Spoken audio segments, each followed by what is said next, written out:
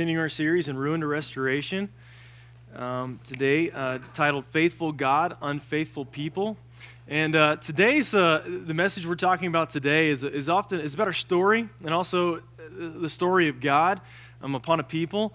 This isn't necessarily a happy story. In fact, it has a lot of bad parts to it and a lot of parts where you're like, man, I can't believe that. But I think just a good kind of illustration is thinking about this is kind of like in marriage, weddings. My brother's about to get married, so it's, all the planning that goes into a wedding, all the flowers, and everybody's got all the colors, and everything's all planned out, and you've got the reception and the food.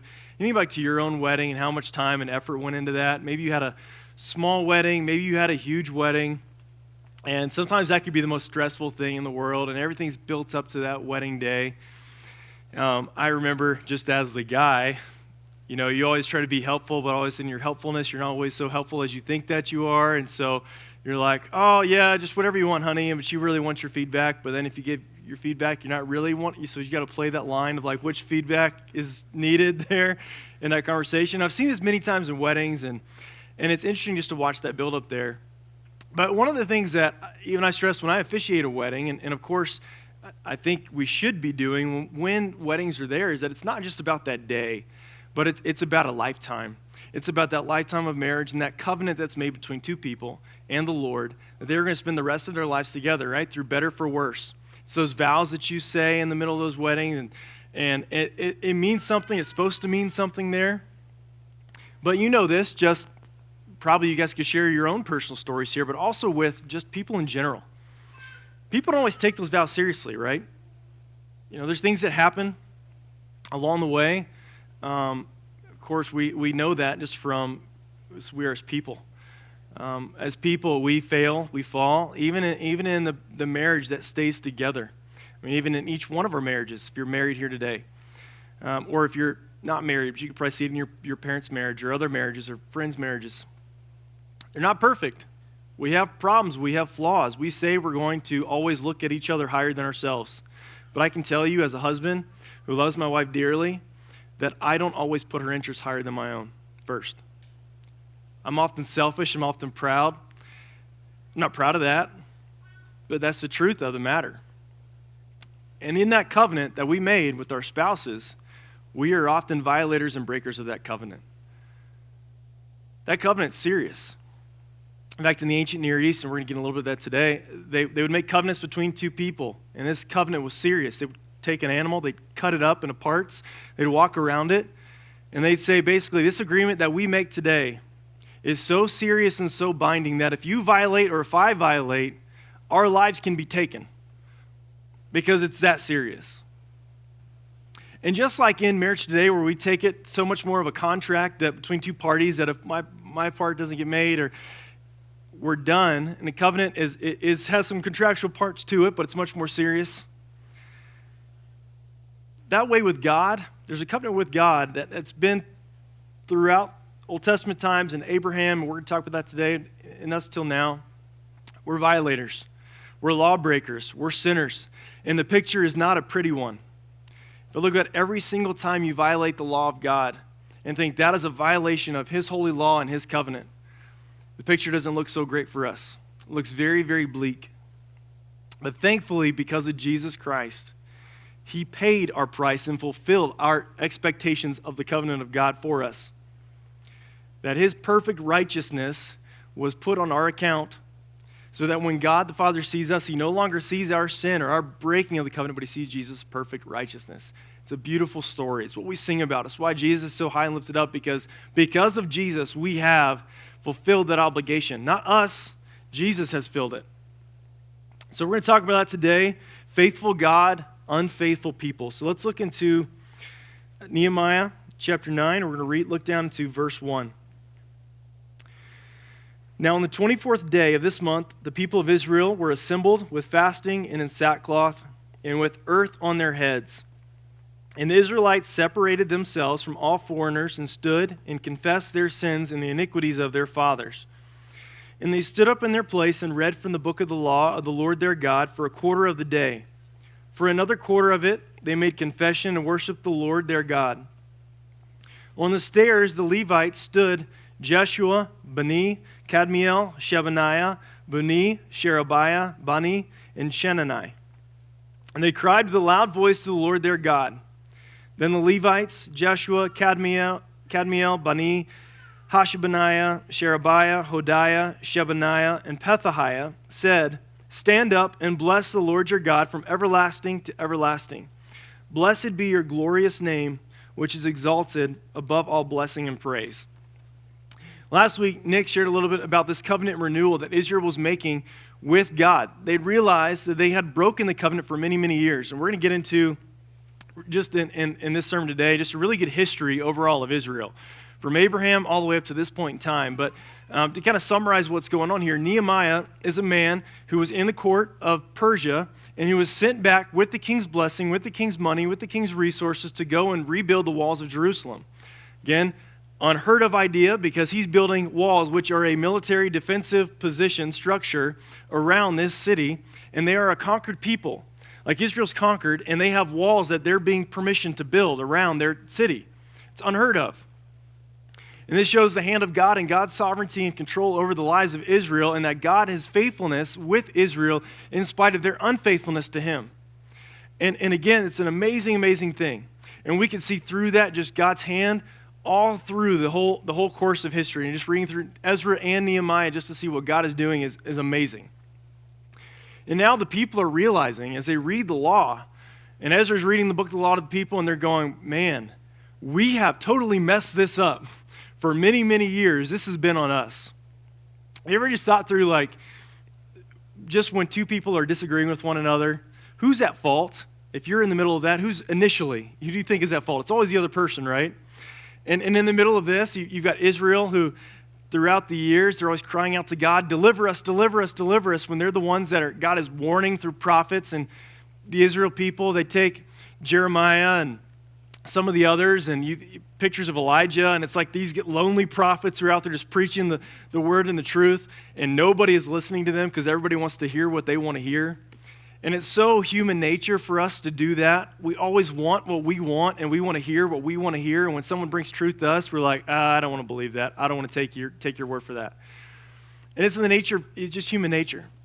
And the people finally realize what's going on. And you start out in this chapter 9, in the first part here of this worship service. But this is kind of unlike a normal worship service we have on Sunday mornings, right? Because we come in at 10:30. We leave at 11:30, 11:45, 12 o'clock, depending on how long I preach, right? It's a longer sermon, shorter sermon. And then everybody leaves. And we go and we make plans after Sunday, and we've got things going on, and, it's part of our busy lives and everything that we have going on. There's nothing wrong with that. But this worship service here, like I said, it's unusual. They're assembled with fasting, which means they were withholding food for prayer so that they can focus on praying to the Lord. And as they were praying to the Lord, they're in sackcloth. Sackcloth is a type of cloth they put on themselves when they were in mourning. A lot of times when you have funerals, this is what they would do. They wore sackcloth, and they would mourn over someone who had passed away, they lost. And this was a sign of visible mourning that was going on, and they'd have a period of time where they would do this. And they had earth on their heads. They had dirt that was on their heads. Can you imagine if we came into worship service this morning and we're like, all right, I got a bucket of dirt, guys. Just take a handful on your way in. Just drop it right there on your head, and here's your sackcloth, and just head right down to your chair, and we'll start our service. Like, this is what they're doing. They're assembled with dirt on their heads, fasting and mourning with sackcloth. And the Israelites separated themselves from all foreigners and stood and confessed their sins and iniquities of their fathers. This is a practice that was going on when they had just started going into Israel. They started marrying and bringing on those who were not Jews. Now, this was not an ethnic thing. This was because they were not believers. They were not part of the covenant community. And God takes very seriously that and wanted them to make sure they understood. And this is all throughout Israel's past, that those who are in the covenant, those are people you're okay to marry, but don't marry outside of those. Don't marry non-believers in this sense.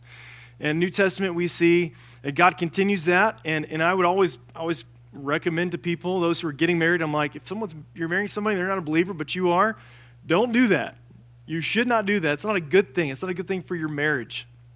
It's not healthy for your marriage. Now, if you already are married and someone's not a believer, God says, stay together with that person so that maybe even through your faithfulness to the Lord, they'll see that and God may use that in their salvation, right? So we see that, understand that, all about the process behind there. But the point is they repented.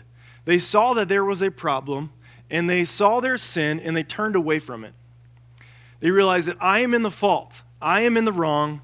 We have screwed up. We've messed up. We have done wrong. We need to turn away from this sin. This attitude of turning away from sin realizes some humility there that I've screwed up. You can't get to grace and salvation without realizing that we have totally messed up and totally screwed up with our own actions. If you go back and were to look at your own life and look at every single time you use your time, every single time you looked at what's important to you, what are those things that are most important to you? That determines who you worship. The first commandment, you shall have no other God before me. Anytime you put something else before the Lord, that is your God. It is your idol. We break the first and second commandment every day for all the things that we put before the Lord. Again, go all the way down the commandments, you see all the different things that we break. But until we realize that we are sinners, we don't realize that we need salvation. And repentance is this idea that I am a desperate sinner and there is no good in me and that I have done wrong and I need to turn from that wrong to the Lord and ask His forgiveness and ask His salvation. It's a humility, it's a brokenness, it's a contrition, but it leads to turning to Jesus and saying, I don't want this master anymore. I want you, Jesus. Turning to that. And as they stood, they confessed their sins and iniquities of their fathers. Not only did they confess the sins of themselves, but they confessed the iniquities of even their previous generations. As a part of the body of Christ, part of the community, the covenant, they were confessing those sins to God, of things that even their dads and their grandpas and their great-grandpas made all the way down the road. We see generational sin in the Bible. We see that things that have consequences even into today. Nehemiah, in his time and effort, they were slaves in Persia. And they could say, well, it wasn't our fault. This was my dad, my great-grandpa. He screwed up. How come we're getting punished for what they did? Right? It was the consequences of sin that played all the way down the line. And they stood up from their place and read the book of the law of their Lord for a quarter of the day. So a cool quarter of the day. Okay, remember going back to worship service on Sunday morning, it's like we started early. We're like, all right, we're starting at 6 a.m., and we're just going to read Leviticus, Exodus to Deuteronomy for 3 hours. All right, let's just go on and let's just start reading. That's what they did. Then another quarter of the day, they made it confession and worship the Lord their God. So they start confessing their sin, worshiping the Lord for another quarter of the day. So imagine this. We set up microphones all out in the crowd, and we go, all right, who's first? Just start confessing your sins. Far back as you can remember, just go. And we just have people going and confessing their sins out in front of the public. That'd be a very different worship service, right? It'd be very unusual. But this is what they were doing. And for another quarter of the day, they made the confession, worship the Lord their God, and then they're on the stairs, and they're worshiping God, and they're saying, blessed be the Lord God. Again, this type of worship service is unusual, and I'm not suggesting that this is prescriptive for us to start changing the way we do Sunday mornings to this every Sunday morning, but it should say something about us. This should be the heart of us as believers. God, the faithful covenant keeper, has kept the covenant with Israel all throughout time, ever since He made it with Abraham, and even further back, even with Adam and Eve, and all, God's being faithful to the promise there. And the people were unfaithful to Him. This is why we worship. That God has been faithful to us even though we've been so unfaithful to Him. Going back to the wedding analogy, you imagine if you're on your wedding day and you get married, everything's all great, the wedding day is great, and you immediately leave and you have 5 or 6 other girlfriends just like that, and you're like, I'll come back maybe in a year to your wife. What kind of marriage would that be? Be gone. Right? Annulment, divorce, whatever we would do legally today, be over. This is what Israel did to God time and time and time and time and time again. And this is what you and me do to God every single day. we violate his law, his holy and righteous and just law, and he has poured out his love and blessing upon us, and we have rejected him time and time again. We don't deserve his grace and his goodness. When we look at the evil and that we commit and the sin that is within us, there is nothing good in us that deserves anything good from God. But we live in a culture and a time and a place that says, because of who I am, I deserve this. We presume upon the love and grace of God and say, God, because I'm who I am, you should forgive me. God shouldn't forgive any of us, honestly. He shouldn't forgive any of us. It'd be perfectly just for him to not forgive a single one of us. But God, in his love and his grace towards us, I said, I've seen your sin, and I'm going to come after you anyways. That's the beauty of the cross, is that Jesus says, I see what you've done, and I'm coming after you. The faithful covenant keeper of God comes after his people, even though they've rejected him and rebelled him time and time again. He comes after them. That is cause for worship. When we look at our lives, when we see the sin in which we've committed and the atrocities we've committed against the Lord, and we see that God has loved us in spite of that and still came after you, that's cause for worship. When we sing these songs, Daniel's playing music, and we're talking about the greatness of God and the story, our story is that we have been forgiven much, and that's cause for worship. It's cause to be thankful. It's cause to be gracious towards the Lord. It's covenant renewal. The people were renewing the covenant with God. God had not broken that covenant. The people had broken it, but they were renewing their promise to the Lord. Secondly, we see the history of unfaithfulness. Let's look down into verse 6. It says, you are the Lord, you alone. You have made heaven, the heaven of heavens, with all their host, the earth and all that is on it, the seas and all that is on them, all that is in them. And you preserve all of them, and the host of heaven worships you. You are the Lord, the God who chose Abraham and brought him out of Ur of the Chaldeans and gave him the name Abraham. You found his heart faithful before you and made with him the covenant to give his offspring the land of the Canaanite, the Hittite, the Amorite, the Perizzite, the Jebusite, and the Girgashite. And you have kept your promise, for you were righteous. And you saw the affliction of our fathers in Egypt and heard their cry at the Red Sea and performed signs and wonders against Pharaoh and all his servants and all the people of his land, for you knew that they acted arrogantly against our fathers. And you made a name for yourself, as it is to this day. And you divided the sea before them so that they went through the midst of the sea on dry land, and you cast their pursuers into the depths as a stone into mighty waters. By a pillar of cloud you led them in the day, and by a pillar of fire in the night to light for them the way in which they should go. You came down on Mount Sinai and spoke with them from heaven and gave them right rules and true laws, good statutes and commandments. And you made known to them your holy Sabbath, and commanded them commandments and statutes and a law by Moses your servant. You gave them bread from heaven for their hunger, and brought water for them out of the rock for their thirst. And you told them to go and possess the land that you have sworn to give them. It's just a quick summary of what's going on here. God makes, first of all, he recognizes in this prayer of worship to God, he says, you are Lord, you alone. Recognize who he is. They recognize also that he's the one who's created everything, the heavens, the earth, all that's there. You're the one that's chosen Abram, who now is Abraham, changed his name, made a covenant with him, and he's going through Israel history. I mean, if you just pay attention just to this chunk alone, if you're kind of new to Christianity or if you're not too familiar with the Old Testament, verses 6 to 31 is a pretty good overview of this. And then he talks about all the signs and wonders, the children of Israel being in Egypt, being slaves in Egypt, all that God did there. He did the 10 plagues. God made a name for himself. He divided the sea. The Red Sea is split in half, and all of Israel walks through, and Pharaoh's army is chasing behind him. And as soon as Israel goes through, the Red Sea comes crashing, and all of Pharaoh's army is destroyed. He leads them by a pillar of, like a lighted pillar of cloud by day, and a light by night, pillar of fire in the night. I mean, just think about that. We sometimes wonder, okay, God, how are you leading me in this? How are you guiding me in this? Like, how clear can you get, like a pillar by day and a fire by night? Like, this is really obvious, showing them where they should be going. And this is how God led the people.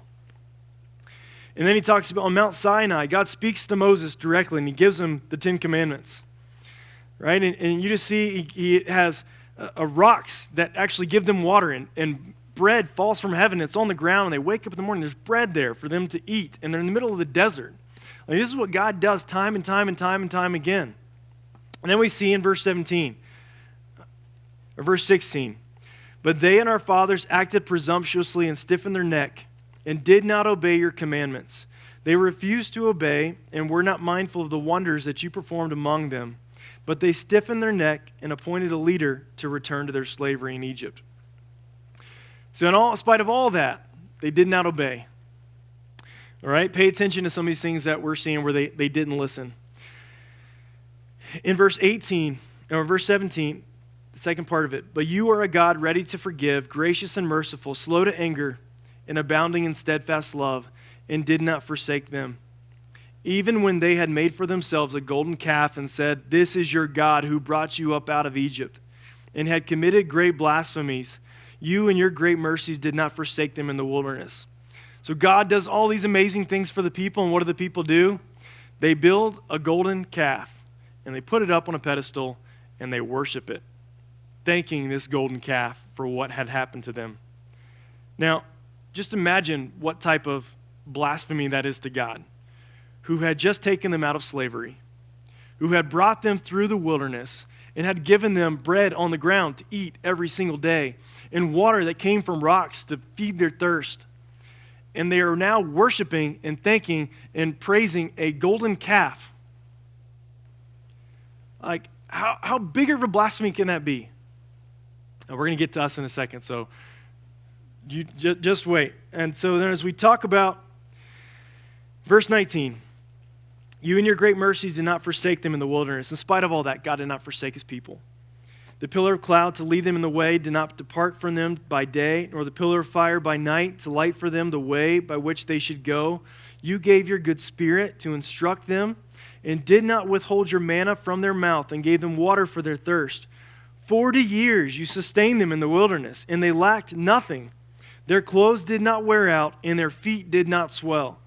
And you gave them kingdoms and peoples, and allotted to them every corner. So they took possession of the land of Sihon, king of Heshbon, and the land of Og, king of Bashan. You multiplied their children as the stars of heaven, and you brought them into the land that you had told their fathers to enter and possess. So the descendants went in and possessed the land. And you subdued before them the inhabitants of the land, the Canaanites, and gave them into their hand with their kings and the peoples of the land, that they might do with them as they would. And they captured fortified cities and a rich land, and took possession of houses full of good things, cisterns already hewn, vineyards, olive orchards, and fruit trees in abundance. So they ate and were filled and became fat and delighted themselves in your great goodness. God brought them through great armies and destroyed cities, and God gave them orchards and vineyards and cisterns, and they're full of water and great. In this verse here, so they were filled and became fat. That's not a negative thing. He's not saying, oh, you became fat, like it's a negative thing for us today, but that's a compliment back in those days because you died from hunger. So when someone says they became fat, it means they had food. So that's a good thing. That's a positive thing. He says, you became fat. God gave you everything you possibly could have wanted. Everything. And it was right there for your taking. Nevertheless, verse 26, they were disobedient and rebelled against you and cast your law behind their back and killed your prophets who had warned them in order to turn them back to you, and they committed great blasphemies. In spite of all these people that God kept warning his people with, they killed his prophets. They told them, don't do that. That's exactly what they did. Verse 27, therefore you gave them into the hand of their enemies who made them suffer. And in the time of their suffering they cried out to you, and you heard them from heaven. And according to your great mercies you gave them saviors who saved them from the hand of their enemies.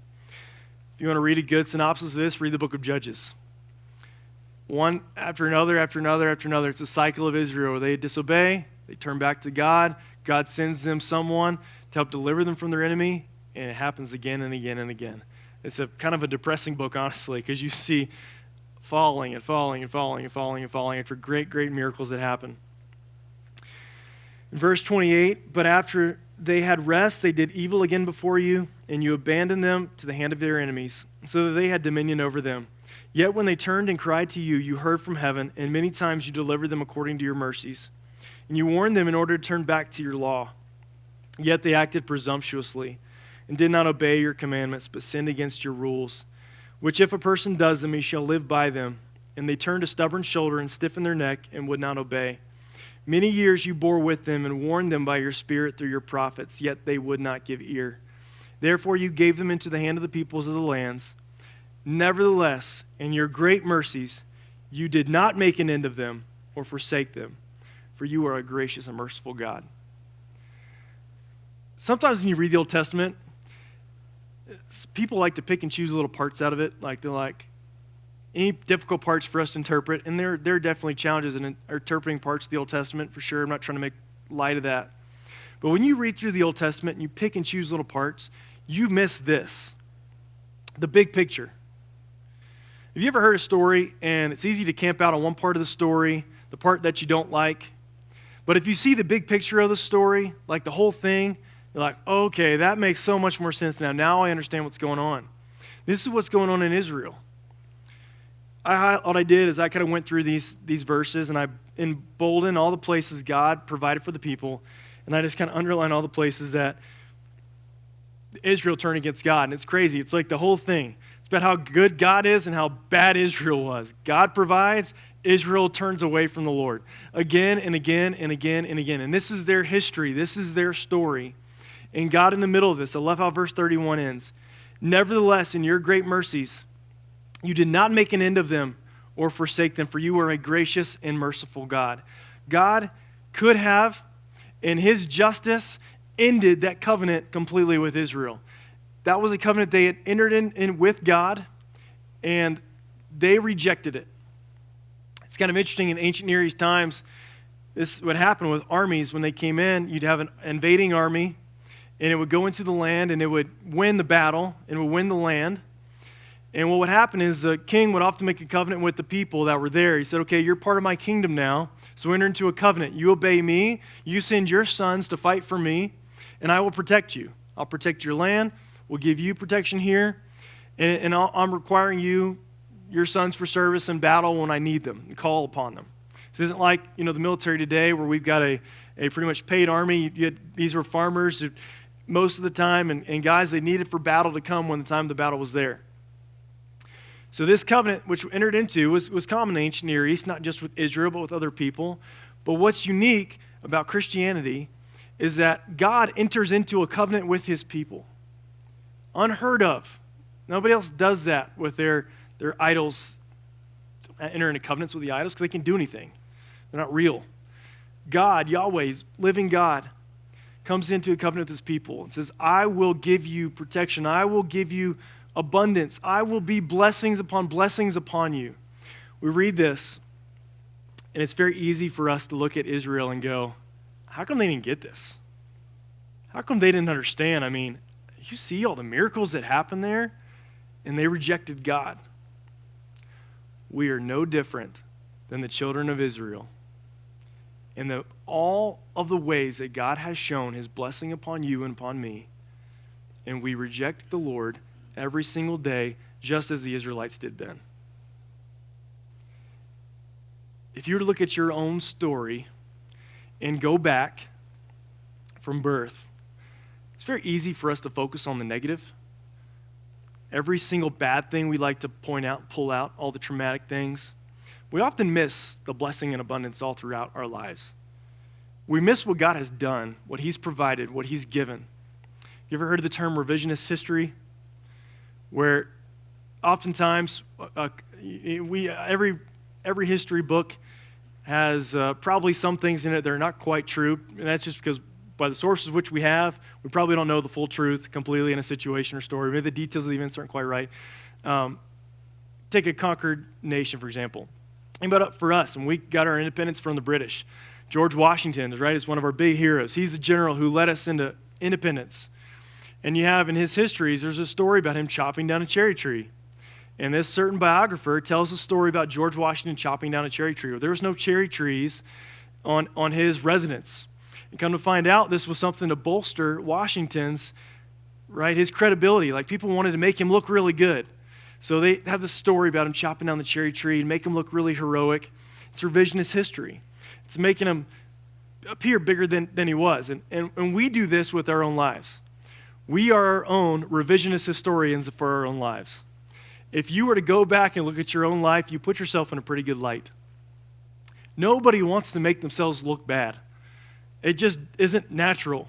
We like to show the parts of our lives that are good, and we like to miss the parts that are bad. Put ourselves as the victim or the ones who receive the hurt and the pain. And again, I'm not making light of any situation that you've gone through, and there are many traumatic things that you've gone through. Maybe some of you have gone through in this life, and I'm not trying to make light of those.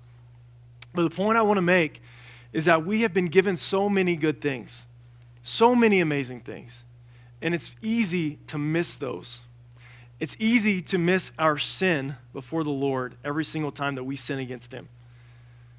If I were to think of just on a single day, the way God views sin, right? Not the way we view sin, because we like to make it a little smaller and a little neater, and it doesn't seem as bad for us. But the way God views sin, any unrighteous thought against the Lord, right? God even says in Jesus, and He looks at man and you know, the Pharisees are there, and the Pharisees are really good at keeping the law. And they're like, hey, look at all the ways in which we've kept the law. We've done this, we've done this. And He says, you know, we haven't committed adultery. And He says, well, if you've ever lust in your heart, you've committed adultery. Well, we haven't committed murder. Well, if you have hate in your heart towards somebody, you committed murder. All of a sudden now, the Pharisees who thought they'd kept the law are looking pretty guilty. And when we look at our own lives, we are not as bright and shiny as we may think that we are. We are guilty sinners full of evil. I heard a pastor say one time, there's enough evil in us to destroy the world 3 times over. And I think when you think about what we are capable of as human beings, it's pretty terrible. It doesn't take a rocket scientist to see that. Look at the news. See what people do in the name of whatever way they justify their actions in front of other people. The stuff and atrocities that go on all throughout this world is crazy. It's hard for me to watch sometimes, to see, to hear, because it's so much. It's like all this injustice, all this evil in the world. How can people do this to one another? How can they hurt somebody like this? That evil in them is the same evil that is in you. The sin in which we commit, we are just as capable as they are of that sin. We are not any better. We are just as evil. And that sin in which we commit deserves a holy and righteous and just punishment to us. But thanks be to God, He did not let us in there. We broke our covenant with the Lord, and we deserved righteous destruction. But because of Jesus on the cross, who saw our plight and He saw what we faced, He said, I'm going to take your place on the cross. I'm going to suffer the wrath of God. I've not done anything wrong. You have done it wrong, but I'm going to take it for you. And I'm going to offer you every right of being a son and daughter of the kingdom. And you get to be heirs of the throne. Nothing in which we've done, everything in which Jesus has done, we've deserved death, destruction. God has given us grace and goodness and sonship. That is a beautiful thing and worthy of worship. Right? That's what is amazing about the cross. Our history is bad. It is not good. It is not pretty. When you read through the history of Israel, it looks really bad for them. It's just as bad, if not worse, for us. The history of faithfulness of God, history of unfaithfulness of our unfaithfulness. And finally, He ends with the greatness of God in verse 32. Now, therefore, our God, the great, the mighty, and the awesome God who keeps covenant and steadfast love, let not all the hardship seem little to you that has come upon us, upon our kings, our princes, our priests, our prophets, our fathers, and all your people, since the time of the kings of Assyria until this day. Yet you have been righteous in all that has come upon us. For you have dealt faithfully, and we have acted wickedly. Our kings, our princes, our priests, and our fathers have not kept your law or paid attention to your commandments and your warnings that you gave them. Even in their own kingdom, and amid your great goodness that you gave them, and in the large and rich land that you set before them, they did not serve you or turn from their wicked works. Behold, we are slaves this day in the land that you gave to our fathers, to enjoy its fruit and its good gifts. Behold, we are slaves. In its rich yield, goes to the kings whom you have set over us because of our sins. They rule over our bodies and over our livestock as they please, and we are in great distress. Because of all this, we make a firm covenant in writing. On the sealed document are the names of our princes, our Levites, and our priests. What I love about the end of this chapter is the humility of the people. We are slaves. All these consequences that we are facing now is not a result of you, God, giving us something bad. It's a result of our sinfulness. And I think as people, that's where we have to start. One, before we become followers of Jesus Christ, which some of you may not be yet a follower of Jesus. Before we become followers of Jesus Christ, it takes humility to say, God, I have totally messed up. Jesus, I have forsaken your law, and I believe in your goodness. I believe in what you've done for me, and I'm asking for your forgiveness.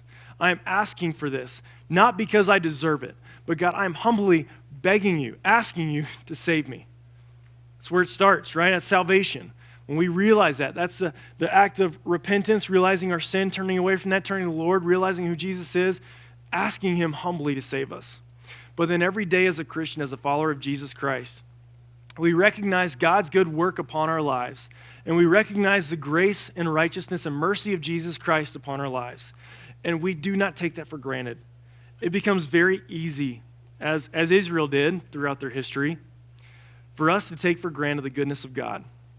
And we forget time and time again of all the good things God has given us. And we forget our own sinfulness every single day. But because of Jesus Christ standing in the place for us, standing in the gap, we've got forgiveness. We've got grace. We've got mercy. And it is an amazing thing for us to look at what God has done. Jesus has been faithful. God has been faithful in the midst of our unfaithfulness. And it is cause to worship. Every single day, that is cause to worship. It's a reason to get up in the morning and be thankful. It's a reason to look at your family and be thankful. It's a reason to look at anything in your life and be thankful because we deserve much worse. It's hard to get up in the morning and say, God, thank you that I'm not in hell today. And look at our lives and think, man, my life's terrible. God has saved us an amazing salvation. And that is cause to worship. As followers of Jesus Christ, that type of joy should be pouring forth from us all the time. Again, I don't mean a fake happiness. I'm not talking about trying to pretend to be something that you're not. I'm not talking about any of that. I'm talking about a true joy in the Lord of what he has given you and given me. And in the middle of all that, worshiping him for who he is. God's greatness, God's faithfulness in the middle of our unfaithfulness. We owe him everything.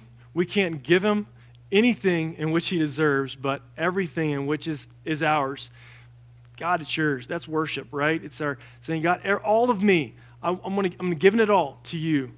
And that's what we say to God. God, it's yours. It's yours. I want to give it to you. How does this affect the way that I see my family? How does this affect that I see my job? How does this affect the way that I see everything in my life and every circle in my life? God, this area in which you've given me, it's yours. It's yours. And I can do that in joy. I'm not doing that begrudgingly. I'm not doing that out of some kind of martyr sacrifice kind of complex deal that I'm like, oh, just look at me. It's just a terrible life I live. No, it's like we do this out of joy. It's a joy.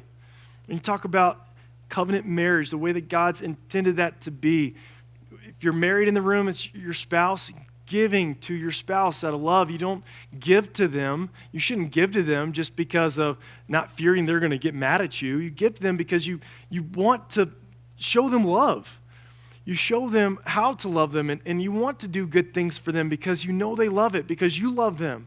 And in the same way, when we have this relationship with God, this covenant relationship, we live for him because of who he is and what he's done. It's what it means to worship. God's faithfulness in the middle of our unfaithfulness. Let's pray.